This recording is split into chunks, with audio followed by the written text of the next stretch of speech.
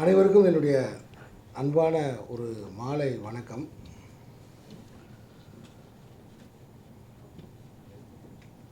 இந்த லத்தீன் அமெரிக்க இந்த புத்தகம் இந்த புத்தகத்தை கையில் வாங்கின உடனே நான் ஒரு மிக முக்கியமான ஒரு முடிவை எடுத்தேன். நிகழ்ச்சிக்கு வர்றது சம்பந்தமாக இனிமேல் புத்தகத்தின் பக்கங்களை கேட்காம ஒரு புத்தக வெளியீட்டுக்கு நம்ம ஒத்துக்கக்கூடாது அப்படின்னு. ஏன்னா லண்டனில் இருந்து எழுத்தாளர் கவிஞர் தோழர் யமுனா ராஜேந்திரன் அவர்கள் என்னை தொடர்பு கொண்ட போது ஒரு புத்தக வெளியீட்டு விழா இருக்குது, நீங்கள் கலந்துக்கிறணும் அப்படின்னு கேட்கும்போது நான் நினச்சிட்டேன்னா, சரி எப்பயுமே ஒரு 180 பக்கத்துக்கு மேலே எந்த ஒரு புத்தகமும் இருக்காது. சரிங்க தோழர், நான் அதுக்கு முன்னாடி அவருடைய சில புத்தகங்களை நான் படிச்சிருக்கேன். சேக்கூரா சம்மந்தமான சில புத்தகங்கள் நான் படிச்சிருக்கேன் அப்படின்னு நினச்சிட்டேன். நான் என்கிட்ட ஒரு சினிமா மாணவர் உதவி இயக்குனராக சேர்ந்திருந்தார். இந்த படத்துக்கு அப்புறம் விஷுவல் கம்யூனிகேஷன் படித்த ரொம்ப சுறுசுறுப்பாக இருக்கக்கூடிய ஒரு இளைஞர் சேர்ந்திருந்தார். நிறைய பேசக்கூடிய ஒரு மனிதராக இருந்தார். ஒரு மாணவர் தான். நிறைய படங்களை பற்றிய ரெஃபரன்ஸ், சார் இந்த படம் அந்த படம் பாருங்கள் சார், இப்படி என்கிட்ட பேசிக்கிட்டே இருப்பார். அப்போ உடனே இப்போ இன்றைக்கி இருக்கிற இண்டஸ்ட்ரியை அட்ராக்ட் பண்ணி, ஓடிடியில் அட்ராக்ட் பண்ணி ஒரு நேஷ்னல் லெவலில் ஒரு அட்டென்ஷனை ஒரு மல்டி லாங்குவேஜில் நம்ம எடுக்கணும்னா சார், எனக்கு அவர் நிறைய அட்வைஸ் பண்ணிக்கிட்டே இருக்காரு. சொல்லுங்கள் தம்பி, சொல்லுப்பான்னு கேட்டே இருக்கேன். அட்ராக்ட் பண்ணால் பேய் படம் எடுக்கணும் சார். நான் சரி, பேய் படம் எடுத்தோம்னா எல்லாரோட அட்ராக்ஷனையும் நம்ம பண்ணிடலாம். ஏன்னா இன்றைக்கி ஓடிடியில் நமக்கு பெரிய லெவலில் வியாபாரம் அப்படிங்கிறது பேய் தான். நான் சொன்னேன், டேய் ஏற்கனவே நான் சில ஓடிடி தளங்களை ஓப்பன் பண்ணுறதுக்கே நான் பயந்துக்கிட்டு இருக்கேன். ஏன்னா ஐரோப்பிய பேய்கள், ஆப்பிரிக்க பேய்கள், எல்லா வகையான பேய்களும் உழவுகிற இடமா இன்றைக்கி நம்மளுடைய வீடுகள் இருக்குது.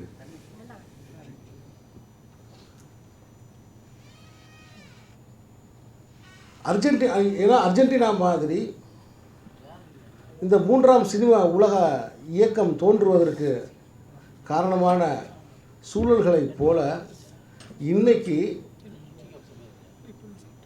கலாச்சார ரீதியாக ஒரு நவகாலனிய ஆதிக்கத்துக்கு நாம் இருக்கோமோ அப்படிங்கிற சந்தேகத்தோடு தான் நம்ம வாழ்ந்துக்கிட்டு இருக்கோம். நீங்கள் சில மால்களுக்குள்ளே நீங்கள் போனீங்கன்னா பார்த்தீங்கன்னா தெரியும், கோஸ்ட் ஹவுஸ்னு வச்சுருப்பாங்க. அது என்ன, வேறு ஒன்றும் இல்லை, நம்மளே காசு கொடுத்து நம்மளே பயந்துக்கிறது. அதில் ஒரு என்டர்டெயின்மெண்ட், நம்மளே காசை கொடுத்துட்டு நம்மளே பயந்து வெளியில் வர்றது, நடுங்கி வெளியில் வர்றது, அதில் ஒரு இன்பம். ஸோ அச்சத்தையே என்டர்டெயின்மெண்ட்டாக மாற்றி வச்சுருக்காங்க. ஸோ அச்சத்தையே என்டர்டெயின்மெண்ட்டாக, அச்சத்தையே பொழுதுபோக்கு அம்சமாக உலகெங்கிலும் மாறிக்கிட்டு இருக்கிற இந்த நேரத்தில் யமுனா ராஜேந்திரன் அவர்கள் கொண்டு வந்திருக்கிற இந்த லத்தீன் அமெரிக்க திரைப்பட இயக்கத்தை பற்றிய இந்த புத்தகம் இந்த காலகட்டத்தில் எவ்வளவு முக்கியம் என்று நீங்கள் புரிந்து கொள்ளுங்கள். உலகமே பணத்தை நோக்கி ஓடிக்கொண்டிருக்கிற நேரத்தில் சந்தை மதிப்பை பற்றி மட்டுமே சிந்தித்து கொண்டு சமூக மதிப்பை பற்றி எந்த விதமான கவலையும் இல்லாமல் கலைகள் உருவாகி கொண்டிருக்கிற இந்த சூழ்நிலையில் கலையாவும் மக்களுக்கே லாப நோக்கத்தோடு படைக்கப்படுகிற படைப்புகள் அது எந்த வகையிலையும் சமூகத்துக்கு நன்மை பயக்காது அப்படின்னு ஒரு மூமெண்ட்டு லத்தீன் அமெரிக்க நாடுகளில் அது உருவாகும் போது, ஏன்னா இந்த அந்த 3ஆம் சினிமாங்கிற சொல் இருக்குது பார்த்தீங்களா, அந்த சொல்லுக்கெல்லாம் நான் மயங்கி நின்றவன். இதற்கு முன்னால் பேசும்போது திருநாவுக்கரசர் சொன்னார், மாணவர்கள் வந்து இந்த புத்தகத்தை வாங்கி படிச்சுட்டு அப்படியே விட்டுறாமல் அடுத்த கட்டத்துக்கு கொண்டு போகணும்னு சொன்னார். திருநாவுக்கரசு அவர்களே, உங்களுக்கு இன்னொரு வேலையும் இருக்கிறது. தொழில்நுட்ப ரீதியாக நீங்கள் கற்றுத்தரும் இந்த சினிமா பட்டறைகளுக்கு நானே வந்திருக்கிறேன். இவர் செய்கிற வேலைனால வந்து பல கிராமங்களில் வந்து இளைஞர்கள் அவங்களே அங்கேயே குடும்பம்லாம் எடுக்கிறாங்க. நான் போய் நிறையா வகுப்புகள் நானே கலந்துருக்கேன். இந்த புத்தகம் அப்படின்னா இந்த புத்தகத்தை வாங்குகிற மாணவர்கள், குறிப்பாக சினிமாவை கனவாக நினச்சிக்கிட்டு இருக்கிற மாணவர்கள், கல்லூரிகளில் நிறைய இந்த விஷுவல் கம்யூனிகேஷன் படிக்கிற மாணவர்கள், அதே சமயத்தில் திரைப்பட கல்லூரியில் படிக்கக்கூடிய மாணவர்கள் ஒவ்வொருத்தரும் இந்த நூலை வாங்கி இந்த 3ஆம் உலக சினிமானா என்ன, நமக்கும் இந்த சமூகத்துக்கும் என்ன தொடர்பு இருக்குது, இந்த இந்த இயக்கத்தை சேர்ந்தவங்க இந்த உலகத்தில் என்ன வைப்ரேஷனை பண்ணாங்க அப்படிங்கிற இந்த வரலாறை நீங்கள் தயவு செய்து இந்த பாதையில் நீங்கள் போகிறீர்களோ இல்லையோ தெரிந்து கொள்ள வேண்டும். அதற்கு திருநாவுக்கரசு போன்றவர்கள் ஒரு குறைந்தபட்ச அரசியல் அறிவை, ஒரு குறைந்தபட்ச அரசியல் புரிதலை நீங்கள் உங்களுடைய வகுப்பு எடுக்கும் பொழுது அதை மாணவர்களுக்கு அரசியல் ரீதியான ஒரு இதை செய்கிறதன் மூலமாக தான் இந்த மாதிரியான புத்தகங்கள் விற்கப்படும். இந்த புத்தகத்துடைய பயன் தெரியும். இன்னும் நம்ம ஹிட்லரையே திட்டிக்கிட்டு இருக்கோம்.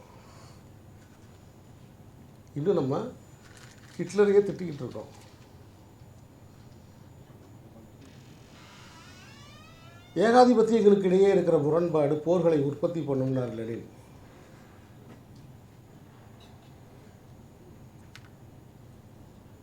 அப்போ ஏகாதிபத்தியம்னா என்ன, ஏகபோக மூலதனம்னா என்ன? இந்த ஏகபோக மூலதனம் வந்து ஒரு நாட்டுடைய மூலதனம் இன்னொரு நாட்டுக்குள்ளே வந்து தொழிலாக உள்ளே இறங்குறதுக்கு விரும்பும்போது அதில் உருவாகிற முரண்பாடு தான் உலக போர்களையே உற்பத்தி பண்ணுது அப்படின்னு சொல்கிறார். பிஸ்னஸ் வார்.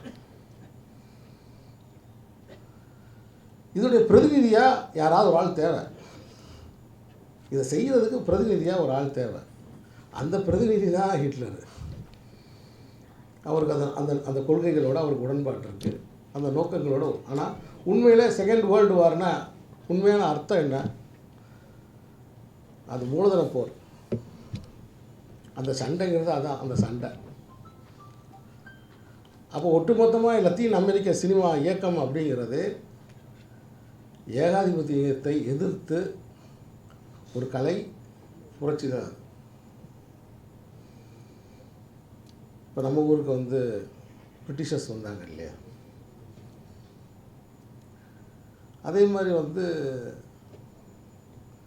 இப்படி ஒவ்வொரு நாடுகள்லேயும் காலனி ஆதிக்கத்துக்கு உட்பட்ட நாடுகள். நம்ம தமிழ்நாட்டில் ஆடு வளர்த்துக்கிட்டே இருக்கோம், லண்டன் மேசையில் அதை சூப்பாகிக்கிட்டே இருக்கும். இங்கே இருக்கிற ஆடு எப்படி போச்சு? கப்பல் வழி போச்சா, விமானம் வழி போச்சா?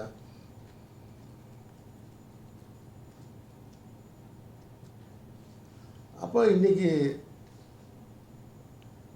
திருநாவுக்கரசர் சொல்கிற மாதிரி மக்கள் ரொம்ப தெளிவாக இருக்காங்க. மக்கள் மேலே நம்ம குற்றம் சொல்லக்கூடாது. ஒரு படைப்புக்கு உயிர் இருக்கும் பட்சத்தில் அது எந்த நிலையிலும் அது மக்களை சென்றடையாமல் போகிறதே கிடையாது. நான் மாணவ பருவத்தில் இருக்கும் பொழுது கரெக்டாக சொல்லணும்னா சின்ன வயசாக இருக்கும்போது வந்து, அதாவது இந்த +1 +2 இந்த வயசில் இருக்கும்போது எனக்கு வந்து லத்தீன் அமெரிக்கா இதெல்லாம் எதுவுமே தெரியாது. எனக்கு தெரிஞ்சதெல்லாம் சல்மா ஹயாக் தான்.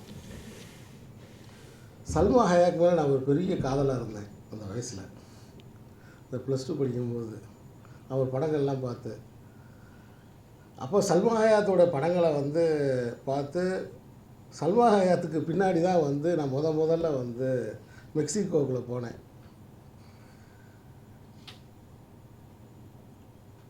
அதுக்கப்புறம் தான் வந்து சில அரசியல் அமைப்புகள், சில நம்ம தீவிரமாக அந்த வயசில் நம்ம ஈடுபடும் போது தான் நம்ம இதை வரலாம். ஃபஸ்ட்டு ஹிஸ்ட்ரியாக தான் எனக்கு சினிமா தெரியலை. ஃபஸ்ட்டு ஹிஸ்ட்ரியாக தான் எனக்கு அந்த ஊர்கள்லாம் தெரிஞ்சிச்சு. அப்போ நாங்கள் படிக்கிற காலத்தில் நிறைய டிஸ்கஷன்ஸ் இதெல்லாம் பண்ணிகிட்டு இருக்கோம். அப்படி தான் எனக்கு ஹிஸ்ட்ரியாக தான் எனக்கு தெரிஞ்சிச்சு ஃபஸ்ட்டு. கியூபா வந்து லத்தீன் அமெரிக்க நாட்டை சேர்ந்ததாக இருந்தாலும் கியூபா வந்து ரொம்ப முக்கியமான ஒரு இன்ஸ்பிரேஷனாக வந்து இருந்திருக்கு. எனக்கு இன்னும் ஒரு நள்ளிரவில் வந்து ஒரு தோழர் வந்து எனக்கு சொன்ன ஒரு காட்சி இன்னும் என் மனசுலேயே இருக்குது. இந்த புத்தகத்தை நான் கொஞ்சம் புரட்டி பார்க்கும்போது எனக்கு அந்த நினைவுகள்லாம் எனக்கு வந்துச்சு. அமெரிக்கா வந்து பொருளாதார தடையை கியூபா மேலே போட்டுறாங்க. அதான் போட்டப்போ அந்த சமயத்தில் வந்து பெட்ரோலிய தட்டுப்பாடு மிகப்பெரிய சிக்கலாயிடுச்சு. நாளையிலேருந்து பெட்ரோல் கிடைக்காதுன்னு சொல்லிட்டாங்க. பெட்ரோல் டீசல் கிடைக்காதுன்னு சொல்லிட்டாங்க. இதை மாலையில் வந்து அவர் அறிவிக்கிறாரு. அறிவிச்சிட்டு ரொம்ப கவலையாகிறார். இதை எப்படி மக்கள் வந்து எதிர்கொள்ள போகிறாங்க என்னென்னு அவருக்கு தெரியலை. நைட்டு ஃபிடல் படுத்துடுறாரு. காலையில் அவர் வந்து தன்னுடைய மாடியோட மேல் தளத்தில் இருந்து அந்த கருப்பு காஃபியோட தேநீரோட கருப்பு காஃபியோட கையில் பிடிச்சிட்டு அந்த மேலேருந்து அவர் அந்த நகரத்தை பார்க்கும்போது ஒட்டு மொத்த நகரமே சைக்கிளில் போயிட்டு இருந்துச்சு. ஸோ இதெல்லாம் நாங்கள் அந்த வயசில் வந்து இதெல்லாம் நாங்கள் இந்த சினிமாவுடைய நோக்கம் என்ன, சினிமாவுக்கு வந்து என்ன ரோல் இருக்குது, சினிமாங்கிறது ஒரு மிகப்பெரிய ஆயுதம், மக்களுக்கான ஒரு ஆயுதம் அப்படிங்கிற ஒரு உணர்வலைய இந்த தேர்டு வேர்ல்டு சினிமா மூமெண்ட்டு அதில் இருக்கிறதெல்லாம் நான் அப்போ புரிஞ்சுக்கிட்டேன். இந்தியாவில் அடூர்லாம் இருந்தார், ஷியாம் பெனகல் இருந்தார், இந்தியன் ஃபிலிம் மேக்கர்ஸ் நிறைய பேர் வந்து அந்த மூமெண்ட்டில் அப்போ ஜாயின் பண்ணாங்க. ஆனால் அது எப்படி கண்ணுக்கு எதிரியே ஒரு சாம்பல் பொம்மையை போல் எப்படி உதிர்ந்து போச்சுன்னு எனக்கு தெரியல. ஆல்மோஸ்ட் இந்த இம்பீரியலிஸ்ட் கண்ட்ரிஸ் எல்லாமே வந்து அவங்களுடைய கல்ச்சர், அவங்களுடைய அந்த லைஃப் ஸ்டைல், அதோடைய பிரதிபலிப்பு தான் வந்து அவங்க ஆட்சி அதிகாரத்துக்கு உட்பட்டு இருக்கிற நாடுகளில் இருக்கும். குறிப்பாக இப்போ மெக்சிகன் கண்ட்ரிஸ், இந்த கண்ட்ரீஸில் எல்லாம் எல்லாத்துலேயுமே வந்து கேத்தலிக் கிறிஸ்டின்ஸ் வந்து அங்கே ரொம்ப ஜாஸ்தி. கிறிஸ்தவ நாடுகள் தான் அது ஆல்மோஸ்ட்டு. அப்போ அவங்களுடைய அந்த கல்ச்சர் தான் வந்து அதுக்குள்ளே தான் இது. ஆனால் இது எல்லாத்தையும் தாண்டி அந்த பூர்வ குடிகள், அங்கே இருக்கக்கூடிய மக்கள் அந்த வாழ்க்கைக்கு இந்த கலையை முழுக்க பயன்படுத்துகிறத யமுனா ராஜேந்திரன் அவர்கள், சொர்ணவேல் அவர்கள் மிக சிறப்பான ஒரு பணியை செஞ்சுருக்காங்கன்னு தான் நான் நினப்பேன். ஏன்னா 2-3 கட்டுரைகள் நான் முழுமையாக படித்தேன். இதில் எங்கேயுமே எனக்கு சோர்வே வரவே இல்லை, எந்த இடத்துலையுமே எனக்கு ஒரு களைப்பு வரவே இல்லை. எழுதி எடுக்கிறது தான் சினிமா. ஆனால் எடுக்கப்பட்ட சினிமாவை பற்றிய ஒரு மிக சிறந்த எழுத்துக்களை கொண்டு வர்றது அப்படிங்கிறது, நம்ம பார்க்காத ஒரு சினிமாவை பற்றிய எழுத்துக்களை கொண்டு வர்றதுங்கிறதுக்கு ஒரு சமூக அறிவு, அதே சமயத்தில் குறிப்பாக அப்படி வெறுமனே வார்த்தைக்கு வார்த்தை அதை மாற்றாமல் ஒரு தத்துவ புரிதலோட, இன்னும் சரியாக சொல்லப்போனால் மார்க்சிய அந்த டைலக்டிக்கல் மெட்டீரியல்ஸோட அப்ரோச்சோட அதை அழகாக இதை பண்ணியிருக்காங்க அப்படிங்கிறது தான் என்னுடைய இது.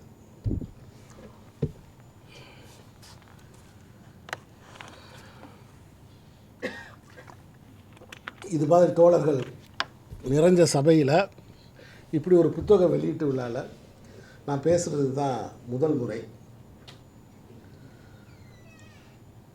அந்த பையனை பற்றி நான் சொன்னேன் இல்லையா, ஆரம்பத்தில் பேய் கதையை பற்றி பேசினேன், பையனை சொன்னேன் இல்லையா, அவன் தான் இந்த புத்தகத்தை வாங்கிட்டு வந்தான் உள்ள போஸ்ட்மேன்ட்ட வந்து. நான் அவனை உடனான்னு சொன்னேன். உடைச்சான். கையில் வச்சிடுறா, நான் வந்துடுறேன் அப்படின்ட்டு நான் வெளில போயிட்டேன். சாயந்தரம் வந்தேன், இருந்தான். சார் போயிட்டு வரேன் சார்ன்ட்டு போனோம். அதுக்கப்புறம் அவன் ஆஃபீஸுக்கு வரவே இல்லை. இந்த புத்தகத்தை திரும்பி புரட்டி பார்த்துருப்பான்னு நினைக்கிறேன். அதுக்கப்புறம் அவன் ஆஃபீஸுக்கு வரவே இல்லை. ஸோ இந்த புத்தக வெளியீட்டு விழாவில் நான் கலந்து கொள்வது, ஏன்னா அந்த தம்பி முதல்ல பேசும்போது ஏதோ ஒரு கவிதைன்னு ஒன்று வாசிச்சாப்புல, யமுனா ராஜேந்திரன் அவர்கள் எழுதின கவிதை அப்படின்னு ஒன்று வாசிச்சாப். சில கவிதைகள் மேடையில் வாசிக்கிறதன் மூலமாக உணர வைக்க முடியாது. சில கவிதைகளை மேடையில் வாசித்தா எல்லாருக்கும் அது போய் சேரும். அவருடைய இந்த குர்தீசிய கவிதைகள் நான் படித்தேன். மிஸ்டர் யமுனா ராஜேந்திரனோட குர்தீசிய கவிதைகள் படித்தேன். ரொம்ப அற்புதமான கவிதைகள் அந்த கவிதைகள். நீங்களும் இந்த மேடைக்கு சம்மந்தம் இல்லை, கவிதைகள் சம்மந்தம் இல்லை, இருந்தாலும் அவர் எழுதின ஒரு கவிதையோடு ஆரம்பிக்கிறேன்னு அறிவிப்பாளர் சொன்னனால நானும் அவருடைய கவிதை புத்தகத்தை பற்றியும் ஒன்று இங்கே சொல்லிக்கலாம்னு நினைக்கிறேன். மற்றபடி நீண்ட நாட்களுக்கு பிறகு என்னுடைய நண்பர்கள் நிறைய பேரை நான் இங்கே பார்க்குறேன். தோழர் பாமரன், அவரை பார்க்கும்போது எனக்கு அந்த நாட்கள் ஞாபகத்துக்கு வருது. நானும் முத்துக்குமார் அவரும். அதே மாதிரி இப்போ பேராசிரியராக இருக்கார் தோழர் சொன்னவேல். நான் அண்ணன் தான் அவரை கூப்பிடுவேன். அவர் தான் அவர் ஒரு தொலைக்காட்சி தொடருக்கு ஒரு 23 வருஷத்துக்கு முன்னாடி, 24 வருஷத்துக்கு முன்னாடி ஒரு தொலைக்காட்சி தொடருக்கு அவர் இயக்குனர். நம்ம செலியன் கேமராமேன். செலியனோட அசிஸ்டன்ட் கேமராமேன் நான். கிட்டத்தட்ட 24 வருஷத்துக்கு முன்னாடி இந்த கடற்கரையில் இரவும் பகலுமா அவர் டைரக்ஷன் பண்ணார் ஷூட்டிங். அவரோட டீமில்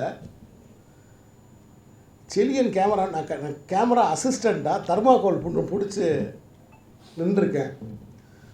ஸோ நான் அமெரிக்காவுக்கு போகும்போதெல்லாம், வட அமெரிக்கா போகும்போதெல்லாம், அங்கே இருக்கிற ஃபெஸ்டிவலுக்கு போகும்போதெல்லாம் எனக்கு பெரிய சப்போர்ட்டாக, ரொம்ப கைடாக அவர் இருந்தார். எனக்கு இங்கே இப்படி போங்க, இங்கே வாங்க, எல்லாமே எனக்கு பக்காவாக அந்த பிளான்லாம் எனக்கு மாஸ்கோவுக்கு போகும்போது எல்லாமே எனக்கு அவர் கைட் பண்ணார்.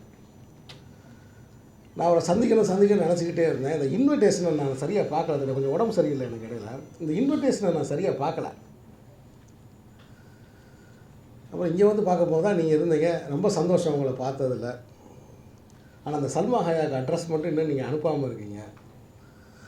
அதை மட்டும் ஒரு தடவை நீங்கள் அனுப்பிச்சிங்கன்னா என்ன அந்த ஆங்கில மொழிபெயர்ப்பு கவிதைகள் அதுக்கு அனுப்பணும்னு நினச்சிருக்கேன்.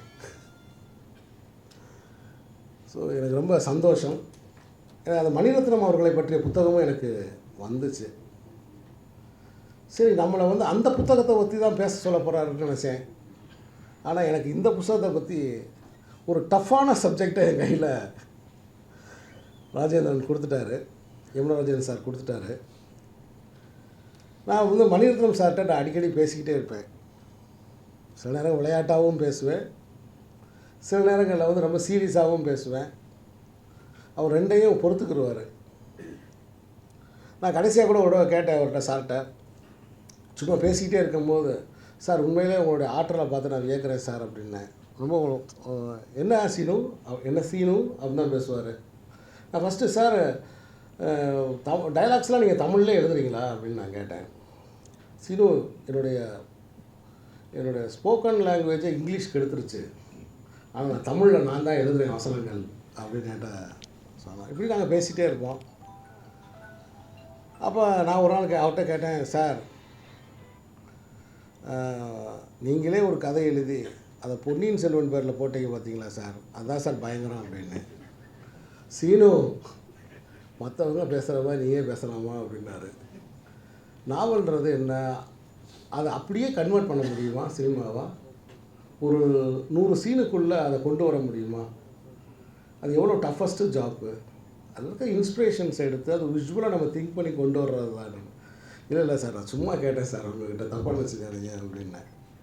ஸோ இப்படி இருந்துகிட்டு இருக்கோம். அப்படி ஒரு எளிமையான ஒரு கலைஞர். அதாவது நீங்கள் பேசி பழகி பார்க்கும்போது அவர் ரொம்ப ஒரு எளிமையான ஒரு கலைஞர்.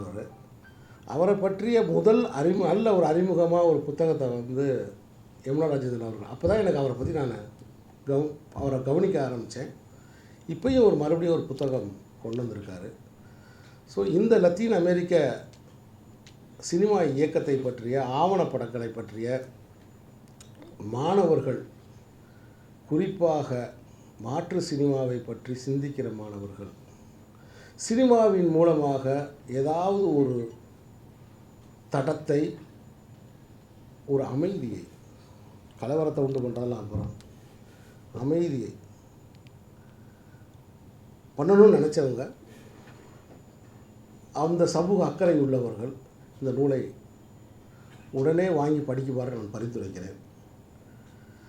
ஒரு கலைஞர்களுடைய, என்னைய பொறுத்த மட்டும் ஒரு கலைஞர்களுடைய வேலை வந்து துப்பாக்கி எப்படி செய்வதுன்னு சொல்லி கொடுக்குறது கிடையாது. துப்பாக்கி எப்படி செய்கிறது அப்படின்னு சொல்லிக் கொடுக்குறது கிடையாது. மக்களையே துப்பாக்கி செய்ய ஊக்குவிப்பது, இதுதான் ஒரு கலையோட வேலை. அநீதிக்கு எதிராக மக்களை தூண்டுவது தான், அநீதிக்கு எதிராக மக்களை தூண்டுவது, அறத்துக்கு எதிராக குரல் கொடுக்க வைப்பது, அதை எதிர்ப்பவர்களுக்கு வந்து உரமாக இருப்பது தான் ஒரு கலையோட முக்கியமான வேலைன்னு நான் கருதியிருக்கிறேன். இந்த நிலைப்பாட்டில் நான் உறுதியாகவும் இருக்கேன்.